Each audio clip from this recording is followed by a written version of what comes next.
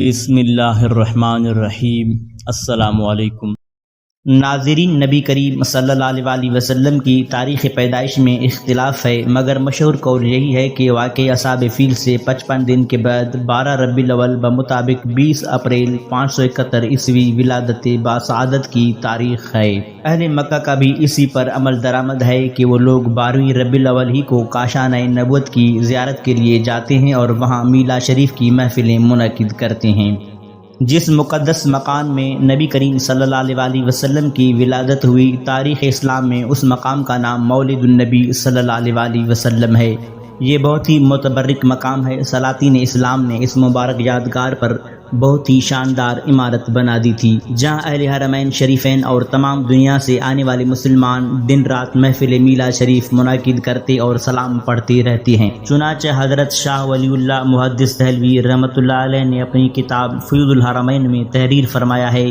کہ میں ایک مرتبہ اس محفل میلاد شریف میں حاضر ہوا جو مکہ مکرمہ میں 12ویں ربیع الاول کو مولد النبی صلی اللہ علیہ وسلم میں منعقد ہوئی تھی۔ جس وقت ولادت کا ذکر پڑھا جا رہا تھا تو میں نے دیکھا کہ یک بارگی اس مجلس سے کچھ انوار بلند ہوئے۔ میں نے ان انوار پر غور کیا تو معلوم ہوا کہ وہ رحمت الہی اور ان فرشتوں کے انوار تھے جو ایسی محفلوں میں حاضر ہوا کرتے ہیں۔ ناظرین، سب سے پہلے نبی کریم صلی اللہ علیہ وسلم نے ابو لہب کی لونڈی حضرت سویبہ کا دودھ نوش فرمایا، پھر اپنی والدہ ماجدہ حضرت آمنہ رضی اللہ تعالیٰ عنہ کے دودھ سے سیراب ہوتے رہے، پھر حضرت حلیمہ سعدیہ رضی اللہ تعالیٰ عنہ آپ کو اپنے ساتھ لے گئیں اور دودھ پلاتی رہیں، اور انہی کے پاس آپ صلی اللہ علیہ وسلم کے دودھ پینے کا زمانہ گزرا۔ شرفاء عرب کی عادت تھی کہ وہ اپنے بچوں کو دودھ پلانے کے لیے گرد و نواح کے دیہاتوں میں بھیج دیتے تھے۔ دیہات کی صاف ستھری آب و ہوا میں بچوں کی تندرستی اور جسمانی صحت بھی اچھی ہو جاتی تھی، اور وہ خالص اور فصیح عربی زبان بھی سیکھ جاتے تھے، کیونکہ شہر کی زبان باہر کے آدمیوں کے میل جول سے خالص اور فصیح و بلیغ زبان نہیں ہوا کرتی۔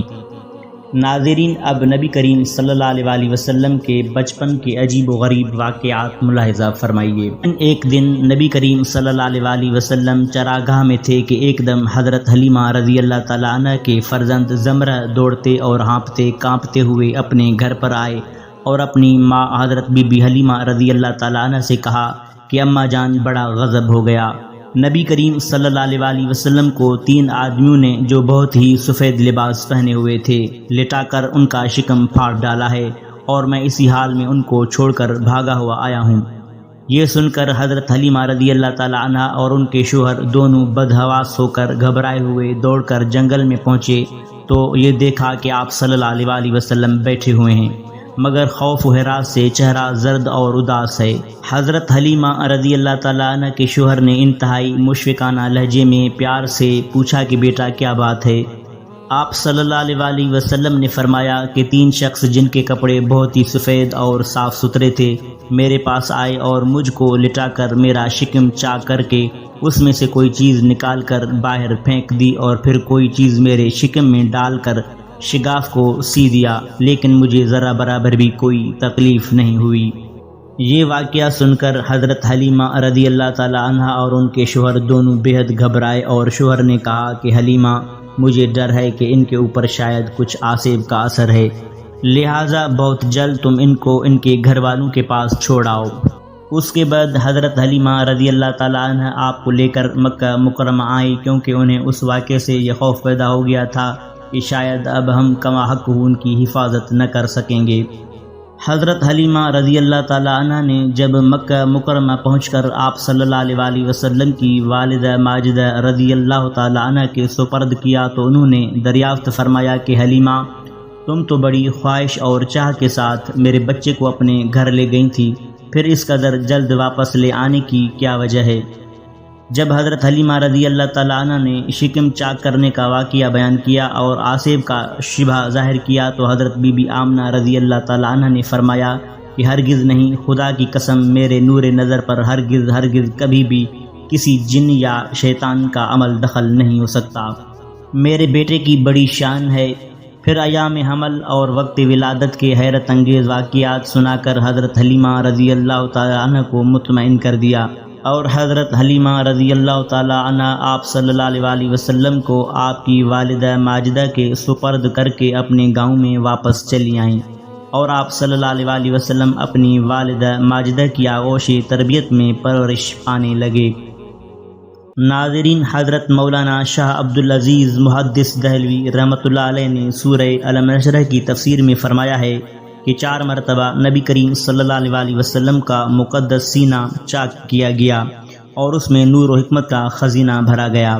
پہلی مرتبہ جب آپ صلی اللہ علیہ وسلم حضرت حلیمہ رضی اللہ تعالی عنہ کے گھر تھے، جس کا ذکر ابھی ہو چکا ہے۔ اس کی حکمت یہ تھی کہ نبی کریم صلی اللہ علیہ وسلم ان وسوسوں اور خیالات سے محفوظ رہیں جن میں بچے مبتلا ہو کر کھیل کود اور شرارتوں کی طرف مائل ہو جاتے ہیں۔ دوسری بار 10 برس کی عمر میں ہوا تاکہ جوانی کے پرآشوب شہوتوں کے خطرات سے آپ بے خوف ہو جائیں۔ تیسری بار غار حرا میں شک صدر ہوا اور آپ صلی اللہ علیہ وسلم کے دل میں نور سکینہ بھر دیا گیا تاکہ آپ وحی الہی کے عظیم اور گراں بار بوجھ کو برداشت کر سکیں۔ چوتھی مرتبہ شب معراج میں آپ صلی اللہ علیہ وسلم کا مبارک سینہ چاک کر کے نور و حکمت کے خزانوں سے معمور کیا گیا تاکہ آپ کے قلب مبارک میں اتنی وسعت اور صلاحیت پیدا ہو جائے کہ آپ دیدار الہی عز و جل کی تجلیوں اور کلام ربانی کی ہیبتوں اور عظمتوں کے متحمل ہو سکیں۔ حضرت حلیمہ رضی اللہ تعالی عنہ کا بیان ہے کہ آپ صلی اللہ علیہ وسلم کا گہوارہ یعنی جھولا فرشتوں کے ہلانے سے ہلتا تھا، اور آپ بچپن میں چاند کی طرف انگلی اٹھا کر اشارہ فرماتے تھے تو چاند آپ صلی اللہ علیہ وسلم کی انگلی کے اشاروں پر حرکت کرتا تھا۔ جب آپ کی زبان کھلی تو سب سے اول کلام جو آپ کی زبان مبارک سے نکلا وہ یہ تھا: اللہ اکبر الحمدللہ رب العالمین وسبحان اللہ بکرۃ واسیلا۔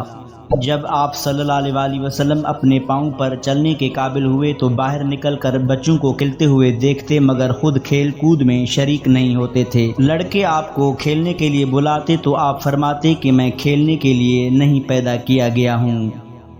ناظرین، یہ تھے سیرت النبی صلی اللہ علیہ وسلم کے مختصر چند واقعات۔ اللہ تبارک و تعالیٰ سے دعا ہے کہ اللہ تبارک و تعالیٰ ہمیں سیرت النبی صلی اللہ علیہ وسلم پر عمل کرنے کی توفیق عطا فرمائے، آمین۔